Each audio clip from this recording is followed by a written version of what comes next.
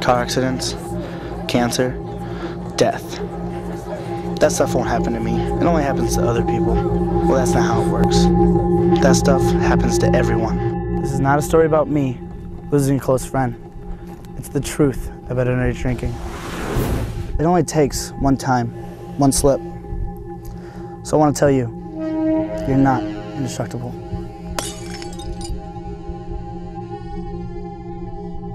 According to the 2004 National Survey on Drug Use and Health, nearly 10.8 million underage persons ages 12 to 20 reported current alcohol use. Alcohol is a product that's made from either grain or fruits, vegetables even, and sugar and water, and it ferments and makes the end result that is central nervous system depressant. It slows down your reaction times, any kind of motor or fine motor coordination, thinking, thought processes, everything is slowed down to the point of coma sometimes. Approximately 11.1% of 12-year-olds reported using alcohol at least once in their lifetimes. By the age 13, the percentage doubles. And by 15, it's all over 50%. Teens use alcohol more frequently than all drugs combined. Alcohol poisoning happens when you have consumed more or at a greater rate than your body can excrete the alcohol, and it's built up in your brain and gets to an unsafe level that can actually result in coma or death. One example is Gladys Alcorta, who lost her son Jason Alcorta to an underage drinking incident. My name is Gladys. I am Jason's mother. Jason was such a beautiful baby when he was first born. His chest was so big when he was born, they thought there was something wrong with him because his chest was so big, and they had to do all kinds of tests. And obviously, he grew up to be pretty big. Close friends of Jason remember exactly when they first met him. First met Jason when I first moved here through hockey. I met him going into my freshman year at the freshman football camp. They remember when Jason's smile and laughter filled the schools and towns. The kid was the most hyper person that I've ever met in my entire life. He was a goof, just a big nut. He was like the loudest kid that you could ever hear, and you can hear his laugh like a mile away. He loved playing football, hockey. He loved paintball. He loved to ride dirt bikes, wrestling, but most of all, he liked spending time with me. He really liked his time with his mother.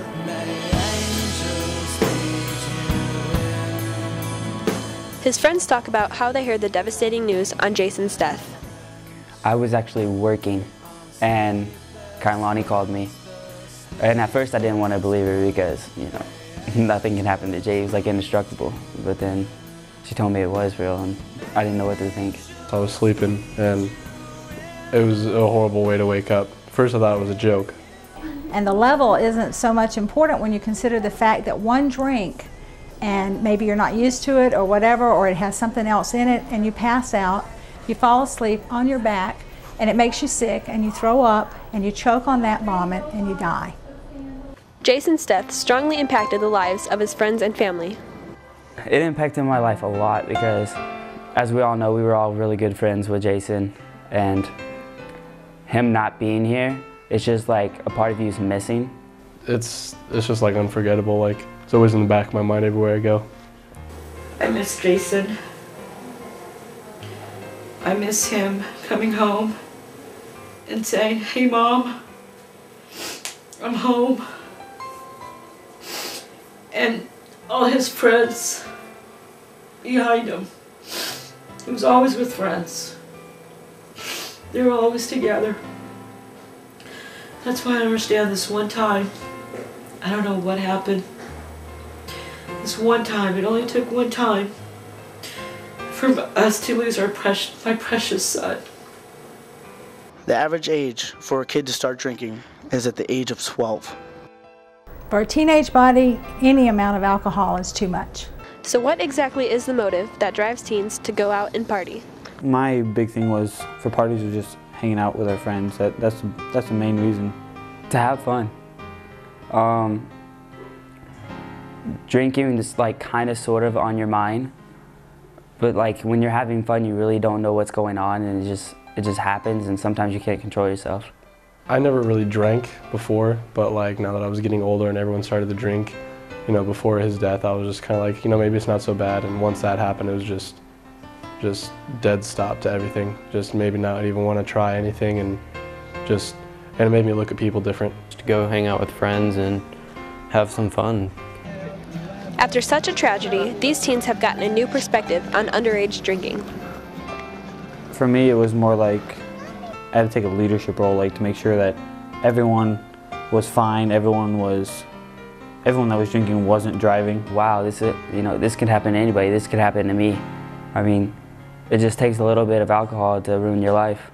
Why would people do that to themselves? And somebody who is so pure like Jason could be taken from alcohol. So I see all these people being careless, doing drugs, drinking and stuff like that. So I just feel really uncomfortable around that stuff.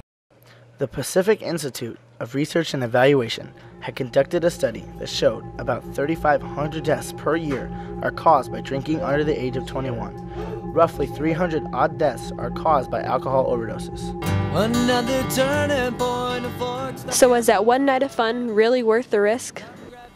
I don't think it's worth the risk at all. I mean, we all lost a great friend due to alcohol. I mean, you can have fun without it.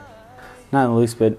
I mean, like when I see people that drink, I just think of him, and just every time I see someone just, hey, yeah, sure, I'll have another. I just think of how someone is carrying, and someone that didn't drink as much, I knew he couldn't drink that much, just passed away, and he didn't deserve it. Not at all. Drinking's not even a question anymore. It's just not anything in my mind. It makes me wonder why people even do it. You drink for a while and then you don't even know what you do after that. It's just pointless. And when life can be risked, it's just not even worth it. So why do teens feel the need and want to drink? I really have no idea why people do it. It's just, I guess they do it because they can, and it's their choice. It's not really a smart choice, but it's their choice. Honestly, I really don't know. I mean, people think it's a rush of their life, but it really isn't. There's no reason why you should at all. Parents play a big role in their children's lives. It is important for them to know what their son or daughter is doing and make sure it is nothing that can endanger anyone. But how I wish I would have known that there were parents out there that are just not responsible or not paying attention to what their kids are doing. Parents just have to be aware all the time and know that kids are going to be kids no matter what, and it is our responsibility to look after our young adults, because that is our future. And it is devastating. It is the most devastating tragedy a parent can go through, is the loss of their child. It's something unpredictable. The end is right. Life is fragile. And remember, you're not indestructible.